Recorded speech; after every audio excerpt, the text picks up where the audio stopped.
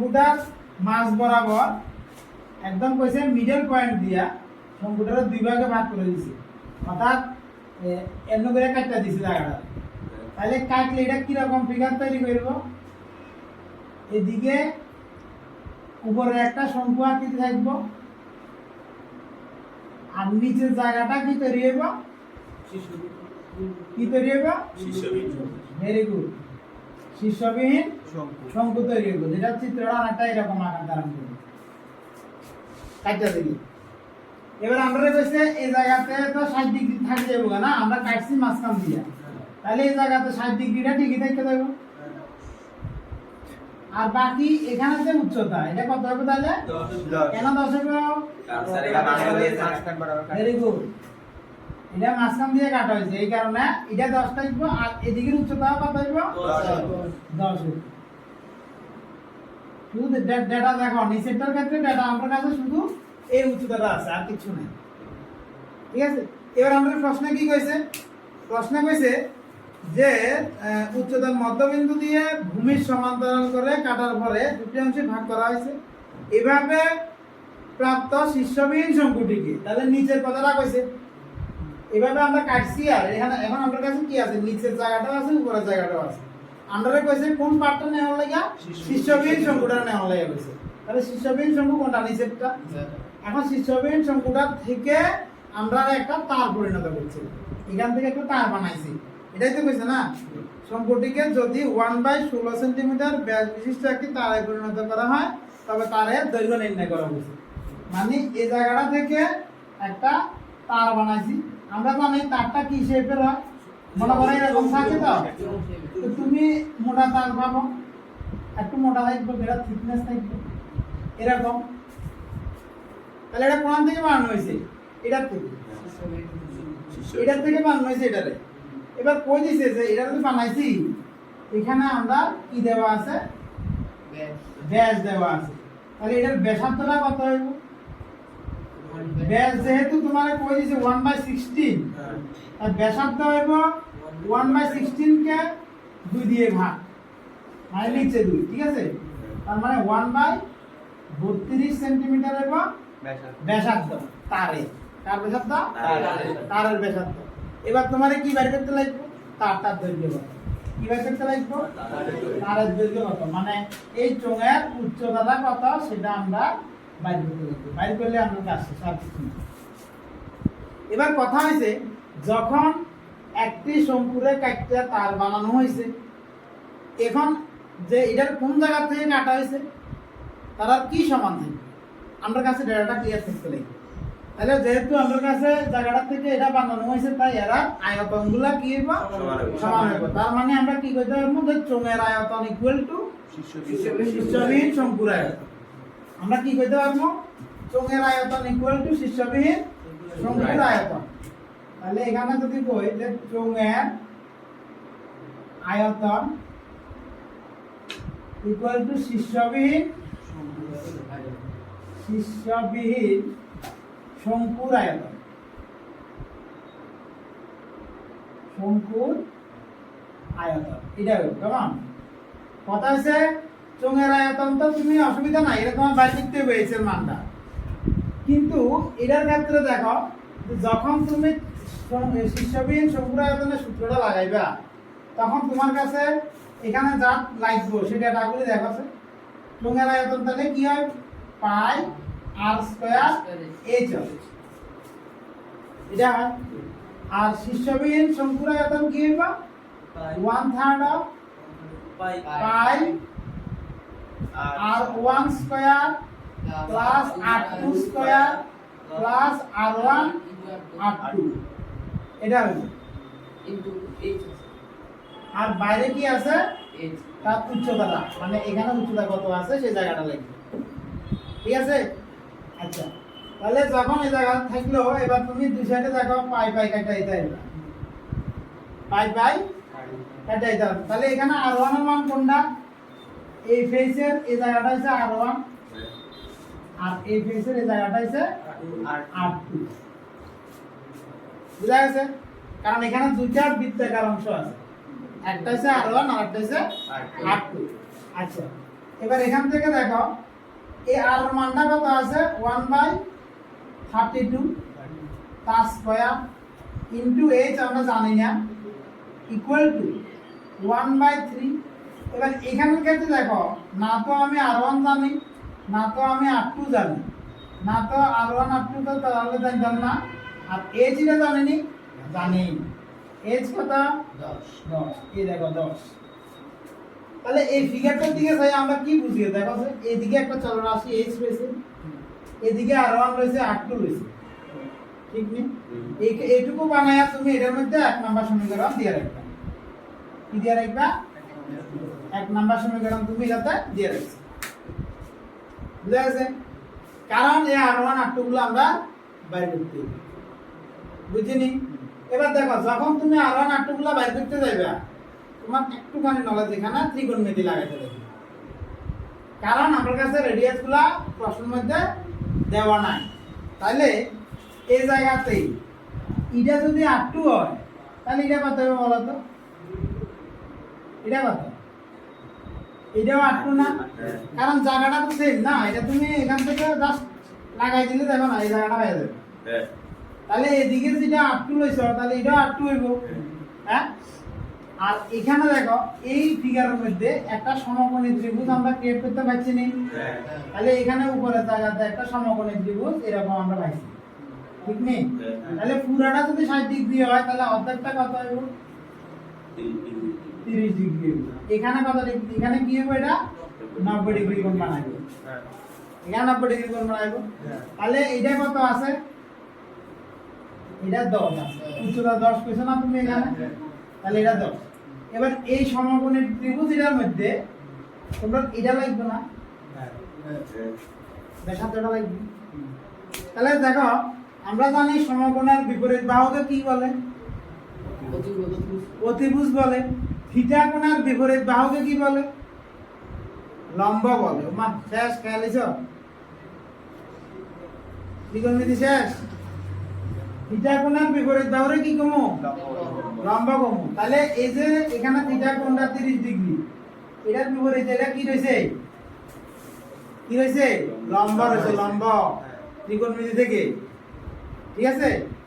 তো এখানে তুমি এবার দিয়া দাও ফিগার এটার মধ্যে দেখলে এটার মধ্যে দিলে এ বি সি লিখলাম আর এখানে তাহলে এ পি কিউ লিখলাম ঠিক আছে বুঝছিনি কথাটা। এবার দেখো এখানে যেহেতু এপি কিউ একটা ত্রিভুজ তৈরি হয়েছে আমরা উদ্দেশ্য r2 বাইর করেন r2 মানে পি কিউ বাইর করতে হবে ঠিক আছে নি কি বাইর করতে হবে পি কিউ বাইর। এখন তোমরা পরীক্ষাতে গিয়েও কি করবে চিত্রটা আঁকবা ঠিক আছে চিত্র আঁকা করবা প্রদত্ত চিত্র অনুসারে নালে কিন্তু লেখা বেশি হবে এটা প্রদত্ত চিত্র অনুসারে এক কথার মধ্যে আমরা সব কইলে লাইতেছি এই প্রদত্ত চিত্র অনুসারে কইছো মানে লেখাগুলো শেষ এই যে এত কিছু ধরছি এগুলো সব শেষ। প্রদত্ত চিত্র অনুসারে ত্রিভুজ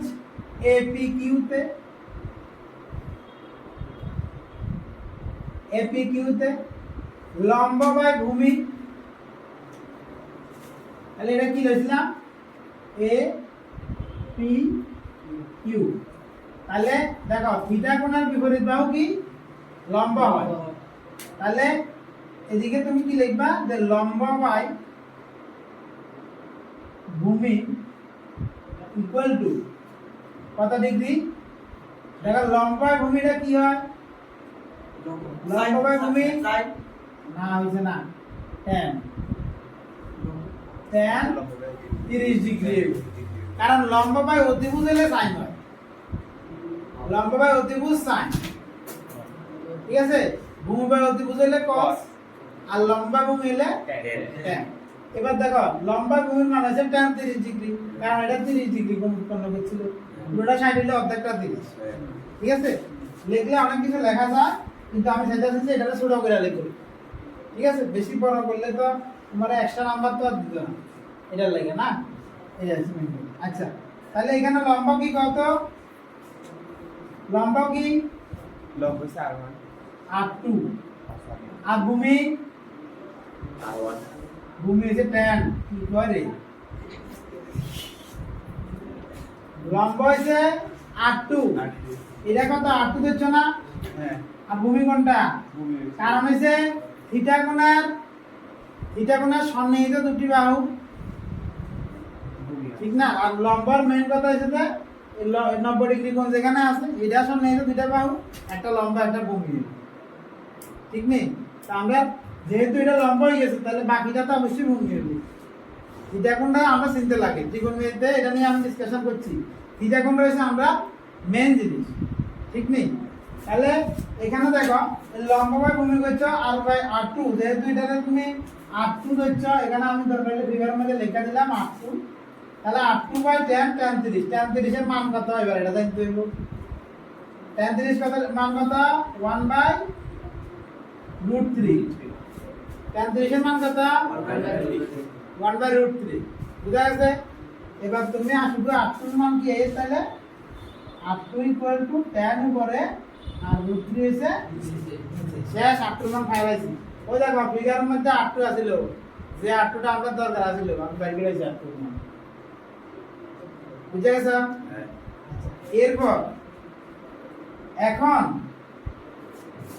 লিখে না নালে কি এটা তো হয় না বলে যে মুসম লিখতে হবে এখন এর নিচে লিখিও আমি আপনাদের যেটা লিখতে আছি এই পার্টটা তোমরা নিচে লিখবা এখন ত্রিভুজ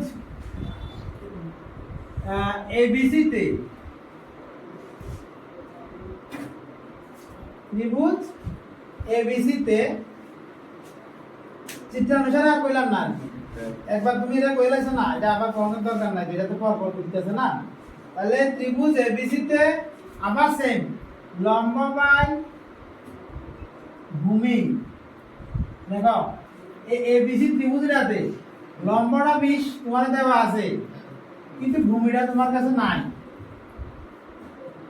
ঠিক নেই তাহলে এখানে লম্ব আর ভূমির মান কত পাইলাম tan 30 ডিগ্রি সেম থাকবো কেন বলার তো কারণ এটা পুরাটা কত ডিগ্রি আছিল তাহলে অর্ধেকটা কত হইব 30 ডিগ্রি হইব বুঝছি এবার লম্ব কার ধর্ম এটা ধর্ম না এটা ধর্ম AB ধর্ম না BC ধর্ম BC ধরতে হবে ভেরি গুড বয় কারণ থিটা কোণের বিপরীতে এটার বিপরীত বাহু BC দেখো থিটা কোণটার বিপরীত বাহু কি BC তাহলে BC রয়েছে লম্ব আর BC এর মান আমরা পাওয়া যাচ্ছি R1 ধরছি কি ধরছিলাম এটা দেখছেন এটা R1 হলে এটা কত এটাও R1 বুঝা গেছে তাহলে R1 বাই ভূমি কত হইব 20 এটা কত আছে 20 ইকুয়াল টু tan 30 এর মান কত 1/√3 তাহলে শুধু এখান থেকে R1 এর মান আমরা কি পাই 20 টা উপরে যাবে 20/√3 বাস লেখা হয়েছে না এইটুকু এবার আমি কইছি এটা আমি মুছন লিখব এটা হচ্ছে মেইন কারণ এইবারের মধ্যে আমরা কি করব R1 আর R2 এর মানটা নিয়ে এখানে বসাই দিয়ে ক্যালকুলেশন করে দিব শেষ অঙ্ক এইচ এর মান চলে আইলো তুমি আগে ফর্ম বানাইছো বুঝছো এবার তুমি এটার মধ্যে একটু মশলা লাগাই দিবে বুঝছনি এত মাংস রাঁধতে আছো এত মধ্যে রাঁধতে আছি আমি এবার একটু মশলা দিয়ে কিন্তু নামাইলাম মাংসটা কথাটা বুঝছনি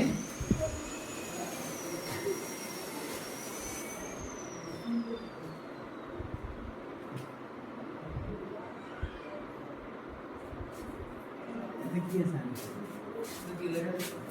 ना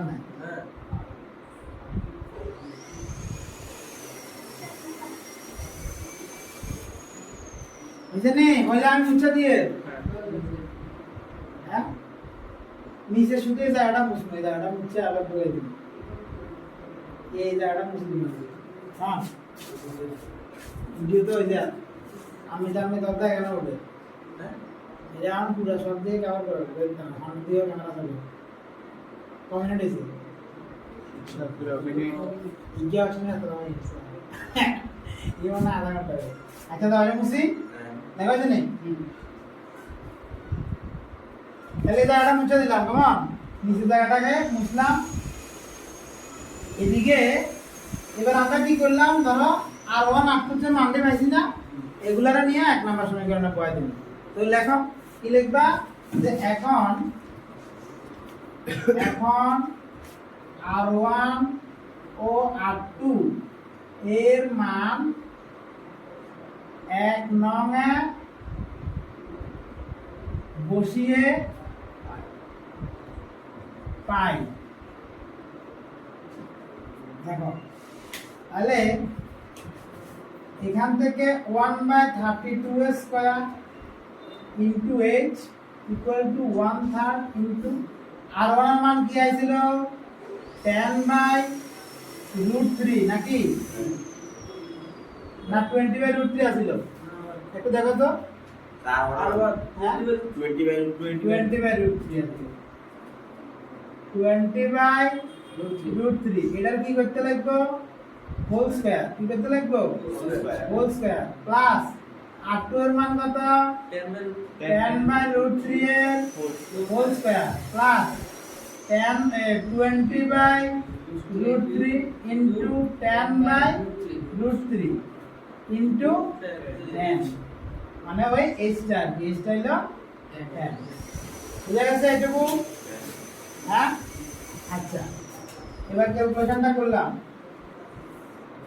1/32 ইনটু, আচ্ছা লাগবে না, দুইবার করে দিয়ে লিখতেছি, ইনটু h 1/3 এখানে ব্র্যাকেট 20 স্কয়ার দিয়ে কত 400 এর, আর √3 square 3 plus 10 square 100 √3 square 3, very good, plus 20 into 10 200 √3 into √3 3। কি খেয়াল করছো, দেখো তো কি খেয়াল করছো, নিচে দেখো শব্দের কি আছে, 3 আছে। বাস আমরা কাজটালে অনেকটা আসান করে ফেলেছে না। 3 আছে মানে কি, একটা 3 লেখা দেখো ক্যালকুলেশনে যাইয়া, তাহলে লেখা আছে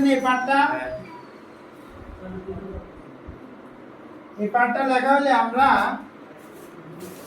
এদিকটা লিখতেছি, কেমন নিচের দিকে এদিকে লিখতে দিতেছি। একটু বড় অঙ্ক, এটা এক বোর্ডে তো কভার করতে হবে না, ডিজিটাল বোর্ডে কমপ্লেক্স করে দিতাম না। হ্যাঁ, আচ্ছা দেখো 1/32 square into h equal to 1/3, যেহেতু নিচে সবগুলোতে 3 আছে তাই আমরা লসাগু কি আইব 3 আইব। এরপরে 400 100 500 500 200 700 একবার লিখে নিলাম ইনটুতে 10। বুঝছি কথাটা বুঝছিনি? এটা এখন লেখা হয়েছে না।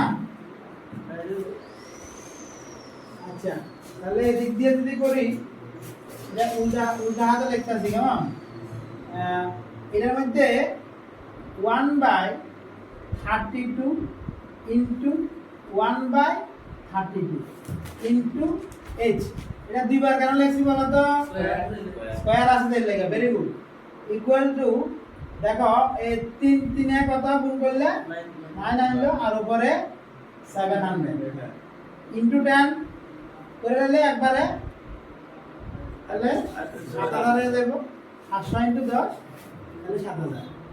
বুঝছি? এবার এখান থেকে h ইকুয়াল টু